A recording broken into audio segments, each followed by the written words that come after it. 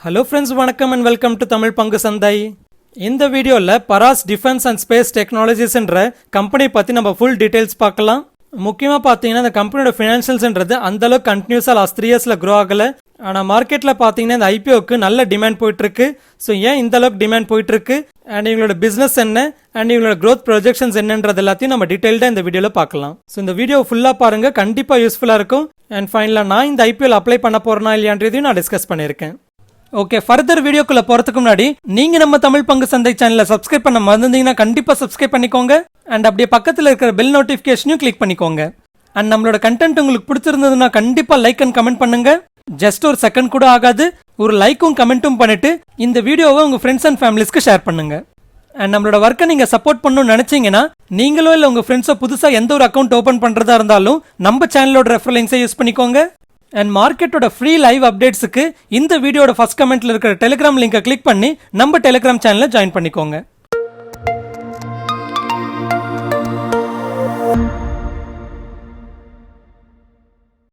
Okay, first இந்த Paras defence and space டெக்னாலஜிஸ்ன்ற கம்பெனியை பத்தி பார்க்கலாம்.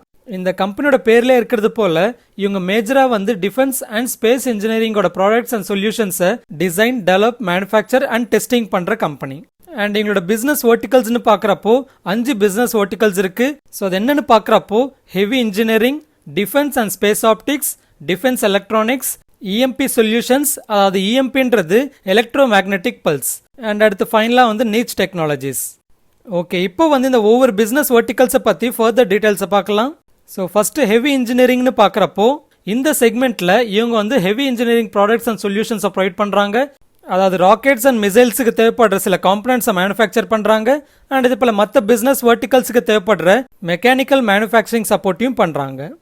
ஓகே, அடுத்து டிஃபென்ஸ் அண்ட் ஸ்பேஸ் ஆப்டிக்ஸோட செக்மெண்ட்ஸை பத்தி பார்க்குறப்போ இந்த செக்மெண்ட்ல டிஃபென்ஸ் அண்ட் ஸ்பேஸ் அப்ளிகேஷன்ஸுக்கு தேவைப்படுற ஹை ப்ரெசிஷன் ஆப்டிக்ஸை மேனுஃபேக்சர் பண்றாங்க. அதாவது for example thermal imaging and இது போல ஸ்பேஸ் இமேஜிங் சிஸ்டம்ஸ் எல்லாத்தையும் அவங்க மேனுஃபேக்சர் பண்றாங்க. அண்ட் நம்ம இந்தியாவோட டிஃபென்ஸ் அண்ட் ஸ்பேஸ் ப்ரோக்ராம்ஸ்க்கு ஆப்டிக்ஸை ப்ரொவைட் பண்றதுல இவங்க ஒன் ஆஃப் த லீடிங் ப்ரொவைடரா இருக்காங்க. அண்ட் அதுவே space optics and opto mechanical அசம்பிளிஸ்ல டிசைன் கேப்பபிலிட்டிஸ் இருக்கிற ஒரே இந்தியன் கம்பெனி இவங்க தான் சொல்லியிருக்காங்க. அதாவது ஸ்பேஸ் அப்ளிகேஷன்ஸ் ஆன எர்த் அப்சர்வேஷன் அண்ட் அதே போல சேட்டலைட்ல யூஸ் பண்ற large size optics and diffractive கிரேட்டிங்ஸை ப்ரொவைட் பண்றதுல இவங்க தான் இந்தியாவில் ஒரே கம்பெனின்னு சொல்லியிருக்காங்க. ஓகே, அடுத்து டிஃபென்ஸ் எலக்ட்ரானிக்ஸ்னு பார்க்குறப்போ டிஃபென்ஸ் அப்ளிகேஷன்ஸ்ல அதாவது border defence, missiles, tanks and இது போல நேவல் அப்ளிகேஷன்ஸுக்கு தேவைப்படுற high performance computing and electronic சிஸ்டம்ஸை ப்ரொவைட் பண்றாங்க. ஓகே, அடுத்து இஎம்பி சொல்யூஷன்ஸ்னு பார்க்குறப்போ அதாவது எலக்ட்ரோ மேக்னெட்டிக் பல்ஸ் சொல்யூஷன்ஸ்னு பார்க்குறப்போ எலக்ட்ரோ மேக்னெட்டிக் பல்ஸ்ல இருந்து ப்ரொடெக்ஷன் சொல்யூஷன்ஸை இவங்க ப்ரொவைட் பண்றாங்க. For example data centre or command centre or control ரூம்ஸோட சைட்ஸை இஎம்பி ஷீல்டிங் அதாவது எலக்ட்ரோ மேக்னெட்டிக் பல்ஸ்ல இருந்து ப்ரொடெக்ட் பண்ற விதமா ஷீல்டிங் சொல்யூஷன்ஸை ப்ரொவைட் பண்றாங்க. அண்ட் இது போல இஎம்பி ரேக்ஸ் அண்ட் கேபினெட்ஸ்னு வேரியஸ் இஎம்பி ப்ரொடெக்ஷன் சொல்யூஷன்ஸை ப்ரொவைட் பண்றாங்க. அடுத்து நீச் டெக்னாலஜிஸ்னு பார்க்குறப்போ இதுல குளோபலா இருக்கிற லீடிங் டெக்னாலஜி கம்பெனிஸோட பார்ட்னர் பண்ணி அவங்களோட ப்ராடக்ட்ஸை நம்ம இந்தியால மேனுஃபேக்சர் பண்ணி இந்தியா அண்ட் அவுட் சைட் இந்தியால இருக்கிற டிஃபென்ஸ் அண்ட் ஸ்பேஸ் செக்டார் கிளைண்ட்ஸ்க்கு சப்ளை பண்றாங்க. அண்ட் இதுல மேனுஃபேக்சர் பண்ற சில ப்ராடக்ட்ஸ்னு பார்க்குறப்போ கேப்சூல் சைஸ் ட்ரோன்ஸை மேனுஃபேக்சர் பண்றதா சொல்றாங்க. அதாவது small size, light weight and low cost ட்ரோன்ஸை சர்விலியன்ஸ் கேபபிலிட்டிஸ் இருக்கிற மாதிரி மேனுஃபேக்சர் பண்றதா சொல்றாங்க. அண்ட் இதே போல லியோ அதாவது லோ எர்த் ஆர்பிட்ஸ்ல ரிமோட் சென்சிங் அண்ட் கம்யூனிகேஷன்ஸ்க்கு யூஸ் பண்ற மினியேச்சர் சேட்டலைட்ஸை மேனுஃபேக்சர் பண்றதா சொல்லியிருக்காங்க. அண்ட் இதே போல கமர்ஷியல் அண்ட் இதே போல மிலிட்டரி ஏவியானிக்ஸ் அப்ளிகேஷன்ஸ்க்கு யூஸ் பண்ற ஏவியானிக் சூட்ஸையும் மேனுஃபேக்சர் பண்றதா சொல்றாங்க. ஸோ இப்படி ஓவராலா பார்க்குறப்போ டிஃபென்ஸ் அண்ட் ஸ்பேஸ் செக்டார்ல யூஸ் பண்ற டைவர்சிஃபைடு அப்ளிகேஷன்ஸுக்கு தேவைப்படுற வேரியஸ் ப்ராடக்ட்ஸ் அண்ட் சொல்யூஷன்ஸை ப்ரொவைட் பண்றாங்க. ஓகே, அடுத்து இந்த ஒவ்வொரு பிசினஸ் வெர்டிகல்ஸ்ல இருந்து இந்த கம்பெனிக்கு ரெவன்யூ எந்த அளவுக்கு வருதுன்றதை நம்ம பார்க்கலாம். So as on fiscal year 2021 data படி பார்க்குறப்போ இவங்களோட ஓவரால் ரெவன்யூல ஹெவி இன்ஜினியரிங் வெர்டிகல்ன்றது அரௌண்ட் 26.36% கான்ட்ரிபியூட் பண்ணுது. அண்ட் அதுவே டிஃபென்ஸ் அண்ட் ஸ்பேஸ் ஆப்டிக்ஸ்னு பார்க்குறப்போ அரௌண்ட் 45.3% கான்ட்ரிபியூட் பண்ணுது. அண்ட் அதுவே டிஃபென்ஸ் எலக்ட்ரானிக்ஸ் அண்ட் இஎம்பி சொல்யூஷன்ஸ்னு பார்க்குறப்போ அரௌண்ட் 28.34% ரெவன்யூ கான்ட்ரிபியூட் பண்ணுது. ஸோ ஓவராலா பார்க்குறப்போ டிஃபென்ஸ் அண்ட் ஸ்பேஸ் ஆப்டிக்ஸ்ல இருந்தா இவங்களுக்கு மேஜர் ரெவன்யூ வருது, அதாவது அரௌண்ட் 45% ஆஃப் த ரெவன்யூஸ் வருது. அண்ட் நம்ம முன்னாடியே சொன்னது போல இந்த செக்மெண்ட்ல மேனுஃபேக்சர் பண்ற சில காம்பனன்ட்ஸ்க்கு இவங்க தான் இந்தியாவில் சோல் சப்ளையரா இருக்காங்க. ஸோ அப்படி மோனோபோலியை மெயின்டைன் பண்ற செக்மெண்ட்ல இவங்களுக்கு மேஜர் ரெவன்யூ வருதுன்றது இந்த கம்பெனிக்கு ஒரு ஸ்ட்ராங் பாசிட்டிவா இருக்கு. ஓகே, அடுத்து இந்த கம்பெனியோட மேனுஃபேக்சரிங் அண்ட் அதே போல R&D ஃபெசிலிட்டிஸை பத்தி பார்க்கலாம். இந்த கம்பெனிக்கு வந்து 2 மேனுஃபேக்சரிங் ஃபெசிலிட்டிஸ் இருக்கு. ஒன்னு வந்து நவி மும்பைல இருக்கிற நெரூல்ல இருக்கு அண்ட் இன்னொரு யூனிட் வந்து தானேல இருக்கிற அம்பர்நாத்ல இருக்கு.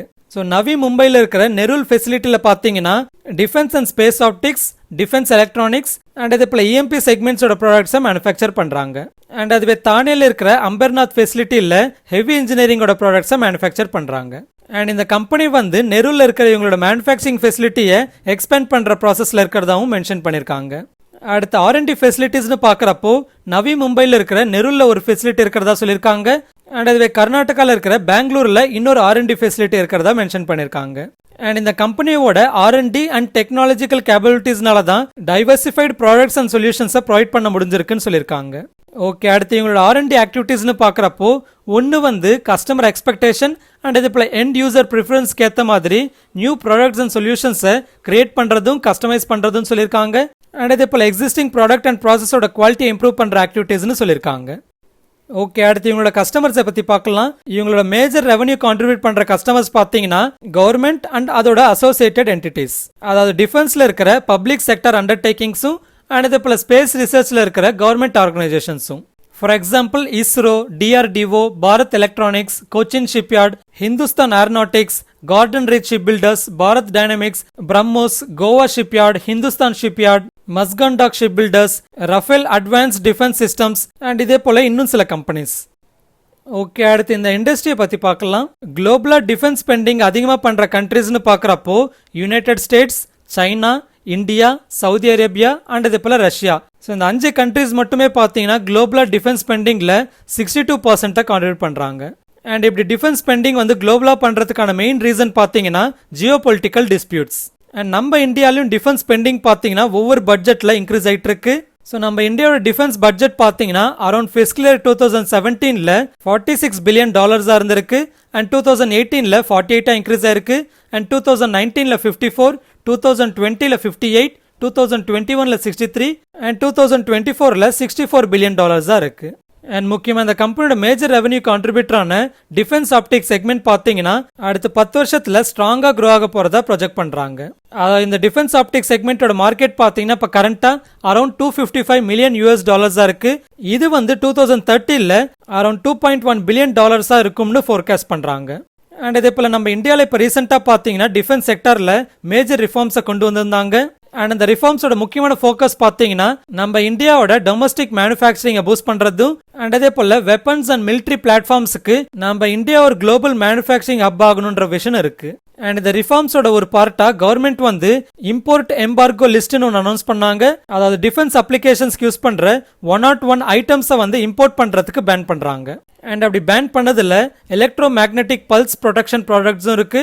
ஸோ அந்த விதத்தில் கவர்மெண்ட் அனௌன்ஸ் பண்ண இம்போர்ட் எம்பார்கோ லிஸ்ட்ன்றது இந்த கம்பெனிக்கும் ஒரு பாசிட்டிவ் அப்டேட்டா இருக்கு.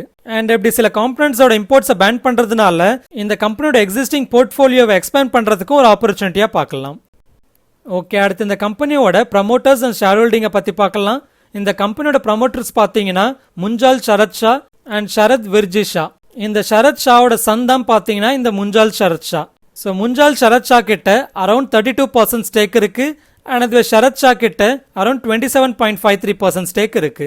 ஸோ இந்த ப்ரமோட்டர் அண்ட் ப்ரமோட்டர் குரூப்ஸோட சேர்த்து பார்க்குறப்போ அரௌண்ட் 79.4% ஸ்டேக் இருக்கு. அண்ட் இந்த கம்பெனியோட ப்ரமோட்டரான சரத் ஷா வந்து இந்த கம்பெனியோட சேர்மன் அண்ட் நான் எக்ஸிக்யூட்டிவ் டைரக்டரா இருக்காரு. அண்ட் இவருக்கு இந்த இண்டஸ்ட்ரியில அரௌண்ட் 41 இயர்ஸ் ஆஃப் எக்ஸ்பீரியன்ஸ் இருக்கு. அண்ட் அதுவே இவரோட சன்னான முஞ்சால் ஷா பார்த்தீங்கன்னா இந்த கம்பெனியோட மேனேஜிங் டைரக்டரா இருக்காரு. அண்ட் இவருக்கு இந்த இண்டஸ்ட்ரியில அரௌண்ட் 23 இயர்ஸ் ஆஃப் எக்ஸ்பீரியன்ஸ் இருக்கு. அண்ட் அதே போல இந்த கம்பெனியோட ஹோல் டைம் டைரக்டரா வந்து ஷில்பா மகாஜன்ன்றவங்க இருக்காங்க. ஓகே, அடுத்து ஃபினான்ஷியல்ஸ்னு பார்க்குறப்போ 2019ல் இந்த கம்பெனியோட ரெவன்யூ பார்த்தீங்கன்னா அரௌண்ட் 154 crores இருந்திருக்கு. அண்ட் 2020ல் 147 crores இருந்திருக்கு. அண்ட் 2021ல் 143 crores இருந்திருக்கு. ஸோ எவ்ரி இயர் பார்த்தீங்கன்னா ஓரளவுக்கு இவங்களோட ரெவன்யூ வந்து ஸ்லைட்டாக டிக்ரீஸ் ஆகிறத நம்மளால பார்க்க முடியுது. அண்ட் இதே போல நெட் ப்ராஃபிட் பார்த்தீங்கன்னா 2019ல் 18.9 crores இருந்திருக்கு.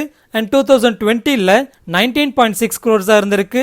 அண்ட் 2021ல் 15.7 crores இருந்திருக்கு. ஸோ இவங்களோட பாஸ்ட் ஃபினான்ஷியல்ஸ் பார்க்குறப்போ லாஸ்ட் 3 இயர்ஸாக வந்து ஸ்லைட்டாக டிக்ரீஸ் தான் ஆகிட்டு இருக்கு. அண்ட் இதுவே இந்த கம்பெனியோட கிரிசல் ரேட்டிங்ஸ் பார்த்தீங்கன்னா இவங்களோட லாங் டேர்ம் ரேட்டிங்ஸ்னு பார்க்குறப்போ மோஸ்ட்லி வந்து கிரிசல் BBB+ இருக்கு. அண்ட் இதுவே ஷார்ட் டேர்ம் ரேட்டிங்னு பார்க்குறப்போ கிறிசல் A2ல இருக்கு. ஸோ இவங்களோட லாங் டேர்ம் ரேட்டிங்ஸ்ன்றது BBB+ இருக்கிறதுனால சூப்பரான ரேட்டிங்னு சொல்ல முடியாது. ஓகே, அடுத்து இந்த கம்பெனியோட ஃபியூச்சர் ஸ்ட்ராட்டஜிஸாக இன்னும் மென்ஷன் பண்ணியிருக்காங்கன்றதை நம்ம பார்க்கலாம். அவங்களோட ப்ரொடக்ஷன் கெப்பாசிட்டியை எக்ஸ்பேண்ட் பண்ண போகிறதா சொல்லியிருக்காங்க. இந்தியாவோட எக்ஸ்பேண்டிங் மார்க்கெட்டில் அவங்களோட ப்ரெசன்ஸையும் வந்து ஸ்ட்ரென்தன் ஆக்க போகிறதா சொல்லியிருக்காங்க. அண்ட் இதே போல் R&Dல வந்து ஃபோக்கஸை கண்டினியூ பண்ணி அவங்களோட ப்ராடக்ட்ஸ் அண்ட் சொல்யூஷன் ரேஞ்சை வந்து டைவர்சிஃபை பண்ணி ஆப்பர்ச்சுனிட்டிக் ஏரியாஸில் எக்ஸ்பேண்ட் பண்ணி க்ரோ ஆக போகிறதா சொல்லியிருக்காங்க. அண்ட் இதே போல் இன்டர்நேஷனல் மார்க்கெட்டோட ரீச்சையும் வந்து இன்க்ரீஸ் பண்ண போகிறதா சொல்லியிருக்காங்க. ஓகே, அடுத்து இந்த IPOல வர இவங்களோட வேல்யூவேஷனை பார்க்கலாம்.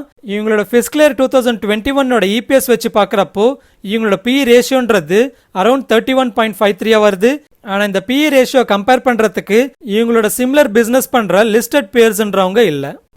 ஓகே, அடுத்து இந்த IPOட இம்பார்ட்டன்ட் டேட்ஸ் அண்ட் டீடைல்ஸை பார்க்கலாம். ஸோ இந்த IPO பார்த்தீங்கன்னா September 21 ஓப்பன் ஆகும், அதாவது நெக்ஸ்ட் வீக் Tuesday ஓப்பன் ஆகும். அண்ட் September 23 அதாவது Thursday க்ளோஸ் ஆகும். அடுத்து ஃபேஸ் வேல்யூ பார்த்தீங்கன்னா 10 rupees per share. And IPO price band பார்த்தீங்கன்னா 165 rupeesலேருந்து 175 rupeesல வராங்க. அடுத்து இந்த IPOட மார்க்கெட் லாட் பார்த்தீங்கன்னா 85 ஷேர்ஸ். ஸோ இந்த IPOல அப்ளை பண்ணணும்னா மினிமம் 85 ஷேர்ஸ் அப்ளை பண்ணணும். அண்ட் இதோட லிஸ்டிங் வந்து both BSE and NSE list ஆகுது. அண்ட் இஷ்யூ சைஸ் பார்த்தீங்கன்னா ரொம்பவே கம்மி, அதாவது வெறும் 170 crores தான். ஸோ இதில் ஃப்ரெஷ் இஷ்யூ பார்த்தீங்கன்னா 140 crores. அண்ட் அதுவே ஆஃபர் ஃபார் சேல் பார்த்தீங்கன்னா 30 crores. அண்ட் இந்த IPOட அலாட்மெண்ட் ஃபைனலைசேஷன் டேட் பார்த்தீங்கன்னா அரௌண்ட் September 28. அண்ட் அதுவே இந்த IPOட லிஸ்டிங் டேட் பார்த்தீங்கன்னா October 1. அண்ட் இந்த IPOல அப்ளை பண்ணுறதுக்கு உங்ககிட்ட மினிமம் 14,875 rupees இருக்கணும். அண்ட் இந்த IPOக்கு அப்புறமா ப்ரமோட்டர்ஸோட ஷேர் ஹோல்டிங் பார்த்தீங்கன்னா 79.4%லேருந்து 59.71% குறையும். அண்ட் இந்த IPOல ரீட்டைல் கேட்டகரிக்கு 35% ரிசர்வ் பண்ணுறாங்க. அடுத்து இந்த IPOட ஆப்ஜெக்டிவ்னு பார்க்குறப்போ OFSோட போர்ஷன் வந்து அந்தந்த செல்லிங் ஷேர் ஹோல்டருக்கு போகும். அண்ட் அது ஃப்ரெஷ் இஷ்யூட ப்ரொசீட்ஸ் பார்த்தீங்கன்னா இந்த கம்பெனிக்கு போகும். ஸோ அந்த ஃப்ரெஷ் இஷ்யூட ப்ரொசீட்ஸை வச்சு இந்த கம்பெனி என்ன பண்ண போகிறதா மென்ஷன் பண்ணியிருக்காங்கன்னா இவங்களோட கம்பெனிக்கு தேவைப்படுற சில மிஷினரி அண்ட் ஈக்விப்மெண்ட்டை பர்ச்சேஸ் பண்ண போகிறதா சொல்லியிருக்காங்க. அண்ட் இதே போல் ஒர்க்கிங் கேபிட்டல் ரெக்யர்மெண்ட்டுக்கு ஃபண்ட் பண்ண போகிறதா சொல்லியிருக்காங்க. அண்ட் இதே போல் இவங்களோட பாரோயிங்ஸ் அண்ட் அவுட்ஸ்டாண்டிங் லோன் ஃபெசிலிட்டிஸை வந்து ரீபேமெண்ட் ஆர் ப்ரீபேமெண்ட் பண்ணுறதுக்கு யூஸ் பண்ண போகிறதாவும் சொல்லியிருக்காங்க. அண்ட் ரெஸ்ட் ஜென்ரல் கார்பரேட் பர்பஸ்க்குன்னு சொல்லியிருக்காங்க. அடுத்து இன்னைக்கு டேட்டா படி பார்த்தீங்கன்னா இந்த IPOக்கு கிரே மார்க்கெட் டிமாண்ட்ன்றது அரௌண்ட் 90 to 100% இருக்கு. ஸோ அப்படி பார்க்குறப்போ இதோட IPO லிஸ்டிங் கெயின்ஸ்ன்றது நல்லா ஸ்ட்ராங்காக இருக்கும்னு எக்ஸ்பெக்ட் பண்ணலாம். ஓகே, அடுத்து இந்த கம்பெனியோட பாசிட்டிவ்ஸ் அண்ட் நெகட்டிவ்ஸை பற்றி பார்க்கலாம். இந்த கம்பெனியோட பாசிட்டிவ்ஸ்னு பார்க்குறப்போ ஃபர்ஸ்ட் பார்த்தீங்கன்னா டிஃபென்ஸ் அண்ட் ஸ்பேஸ் அப்ளிகேஷன்ஸில் டைவர்சிஃபைடு ப்ராடக்ட்ஸ் அண்ட் சொல்யூஷன்ஸை ப்ரொவைட் பண்ணுறதுன்றது இவனோட ஃபர்ஸ்ட் பாசிட்டிவாக பார்க்குறேன். அடுத்து டிஃபென்ஸ் அண்ட் ஸ்பேஸ் ஆப்டிக் செக்மெண்ட்டில் இந்த கம்பெனி ஒரு மேஜர் பிளேயராக இருக்கிறதும் ஒரு பாசிட்டிவாக பார்க்குறேன். அடுத்து ஸ்ட்ராங் R&D கேப்பபிலிட்டிஸ் அண்ட் இதே போல் எக்ஸ்பீரியன்ஸ்டு மேனேஜ்மெண்ட் டீமும் இந்த கம்பெனியோட பாசிட்டிவ்ஸாக பார்க்குறேன். அடுத்து நெகட்டிவ்ஸ்னு பார்க்குறப்போ முக்கியமாக பார்த்தீங்கன்னா இந்த கம்பெனி வந்து மேஜராக கவர்மெண்ட் ஆர் கவர்மெண்ட் ரிலேட்டட் என்டிட்டிஸில் வந்து டிபெண்ட் பண்ணியிருக்கு. ஸோ அப்படி பார்க்குறப்போ ஃபியூச்சரில் ஒருவேளை கவர்மெண்ட்டோட டிஃபென்ஸ் ஸ்பெண்டிங்ன்றது ஓரளவு கம்மியானாலோ இல்லை டிஃபென்ஸ் ஆர் ஸ்பேஸ் ரிலேட்டடாக ஏதாவது பாலிசி சேஞ்ச் கொண்டு வந்தாங்கன்னா அது இந்த கம்பெனிக்கு ஓரளவுக்கு மேஜர் நெகட்டிவாக இருக்கும். அடுத்து இவங்களோட ஃபினான்ஷியல்ஸ்னு பார்க்குறப்போ லாஸ்ட் 3 yearsல பார்த்தீங்கன்னா இவங்களோட ஃபினான்ஷியல்ஸ்ன்றது கன்சிஸ்டண்ட்டாக ஓரளவுக்கு ட்ராப் ஆயிருக்கு. ஆனால் இப்போ ரீசெண்டாக கொண்டு வந்த மேஜர் ரிஃபார்ம்ஸ்னால அடுத்து ஃபியூச்சரில் இவங்களோட க்ரோத் எப்படி இருக்க போகுதுன்றதை நம்ம பார்க்கணும். ஸோ ஃபைனலாக நான் பர்சனலாக இந்த IPOல அப்ளை பண்ணுறேன்னு கேட்டிங்கன்னா மார்க்கெட்டில் இந்த IPOக்கு நல்லாவே டிமாண்ட் போயிட்டுருக்கு. ஸோ ஓவரால் மார்க்கெட் ஓரளவுக்கு நல்லாவே ஸ்டேபிளாக இருந்து மார்க்கெட்டில் இந்த IPOட டிமாண்டும் வந்து 3rd day வரைக்குமே இதே போல் மெயின்டைன் ஆச்சுன்னா ரொம்பவே அக்ரெசிவாக என்னோட எல்லா அக்கௌண்ட்ஸ்லேருந்துமே அப்ளை பண்ணலான்னு பார்க்குறேன். அண்ட் நீங்களும் அக்ரெசிவ் அப்ளை பண்ணுறதுக்கு உங்களோட ஃபேமிலி மெம்பர்ஸ்க்கு டிமேட் அக்கௌண்ட் ஓப்பன் பண்ணணும்னு நினச்சிங்கன்னா நம்மளோட எஃபர்ட்ஸ் பிடிச்சிருந்து நம்மளை என்கரேஜ் பண்ணணும்னு நினச்சிங்கன்னா நம்ம சேனலோட ரெஃபரல் லிங்கை யூஸ் பண்ணி அக்கௌண்ட் கிரியேட் பண்ணிக்கோங்க. ஸோ இது ஃப்ரெண்ட்ஸ் ஃபைனலி நம்ம வீடியோ. ஸ்டாக் மார்க்கெட் ரிலேட்டடாக லேட்டஸ்ட் அப்டேட்ஸ் வேணும்னா டிஸ்கிரிப்ஷன் ஆர் ஃபர்ஸ்ட் கமெண்ட்ல இருக்கிற டெலிகிராம் லிங்கை கிளிக் பண்ணி டெலிகிராம் சேனலை ஜாயின் பண்ணிக்கோங்க. இந்த கண்டென்ட் உங்களுக்கு பிடிச்சிருந்ததுன்னா கண்டிப்பாக லைக் பண்ணுங்க, அப்படியே உங்கள் ஃப்ரெண்ட்ஸ் அண்ட் ஃபேமிலிஸ்க்கும் ஷேர் பண்ணுங்க. அண்ட் அப்படியே இந்த வீடியோ ரிலேட்டடாக எந்த ஒரு கமெண்ட்டாக இருந்தாலும் பண்ணுங்க. ஈவன் சூப்பராக இருக்கு, நல்லா இருக்கு, செம்மையா இருக்குன்னு கூட கமெண்ட் பண்ணுங்க. அண்ட் நம்மளோட சேனலை நீங்க சப்ஸ்கிரைப் பண்ணாம பாக்குறீங்கன்னா கண்டிப்பா சப்ஸ்கிரைப் பண்ணிக்கோங்க. இன்னொரு இன்ட்ரெஸ்டிங் வீடியோட உங்க முன்னாடி வர அது வரைக்கும் டேக் கேர். ஜெய் ஹிந்த்.